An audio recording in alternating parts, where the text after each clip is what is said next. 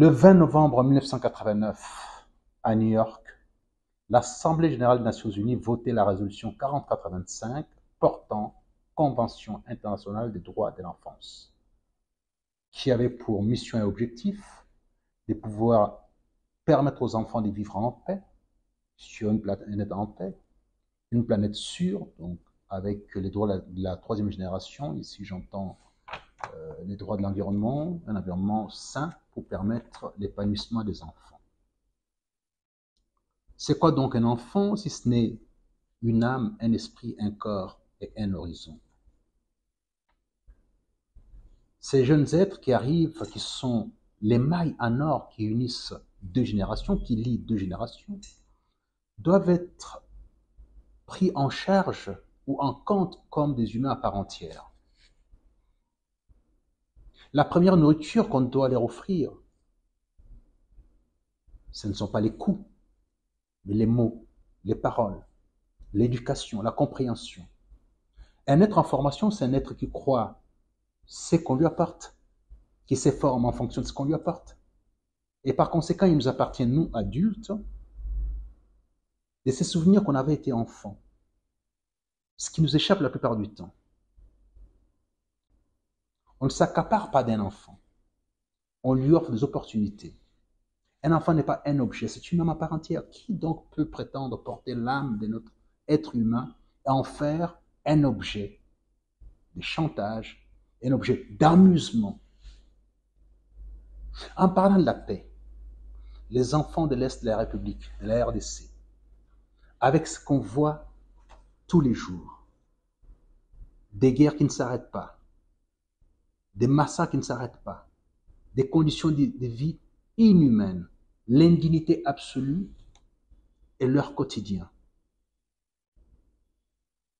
On peut faire du bruit à Kinshasa, on peut faire du bruit un peu partout, mais lorsqu'on n'a pas pris suffisamment en charge ou en compte la situation de nos enfants,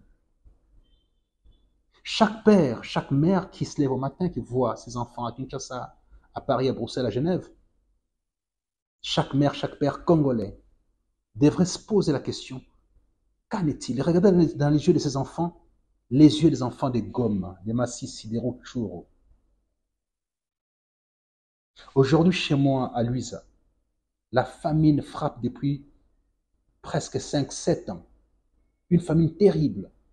Luisa qui a été une terre agro-pastorale, les greniers de l'espace Kasaï, en général, une partie du Katanga et même de l'Angola. Aujourd'hui, les enfants de Luisa sont malnutris.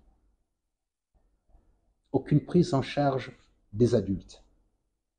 On fait ce qu'on peut, nous, individuellement, mais ça ne suffit pas. Aujourd'hui, il y a le processus électoral qui est lancé. Je n'ai pas entendu cette préoccupation particulière chez ceux qui ont les prétentions de nous diriger encore et encore sur la situation de l'enfance congolaise. Je pense que nous devons nous regarder dans les miroirs de l'histoire et s'imaginer les tribunaux de l'histoire qui nous jugera. Toutes nos prétentions, toute notre arrogance, notre fatuité. Qu'avons-nous fait de l'avenir de nos enfants? Est-ce qu'on leur a nourri de l'espoir nécessaire?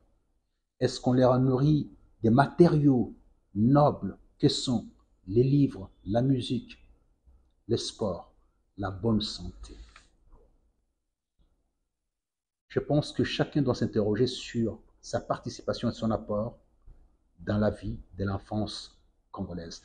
Pas seulement ses propres enfants, tous les enfants congolais. Si nous ne nous posons pas cette question, je crains fort que nous allions tous en enfer.